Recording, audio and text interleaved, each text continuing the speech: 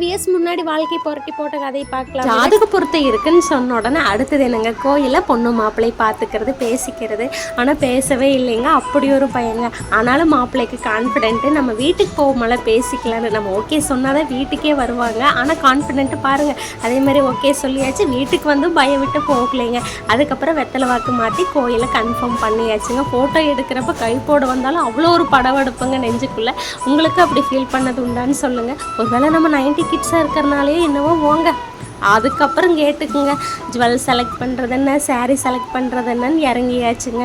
நம்ம எடுக்கிறது 2 சேலையாக தான் இருக்குமுங்க. ஆனால் நம்ம பார்க்குறது 9 சேரீ பார்த்து செலக்ட் பண்ணுவோம் பாருங்க. அந்த எக்ஸ்பீரியன்ஸ் எல்லாம் நம்மளால் மறக்கவே முடியாதுங்க. சேரீ எடுக்க போனப்போ தாங்க அப்படியே பேச ஆரம்பிச்சோமுங்க. அப்படியே கொஞ்சம் கொஞ்சம் பயக்கம்மியாயிடுச்சுங்க. சேரீ எடுத்ததுக்கப்புறம் நம்ம மண்டை கம்மன் அங்கே இருக்குது, வளையல் வாங்கணும், போட்டு வாங்கணும்னா அடுத்த அக்சசரிஸ் தேடி ஓடியாச்சுங்க.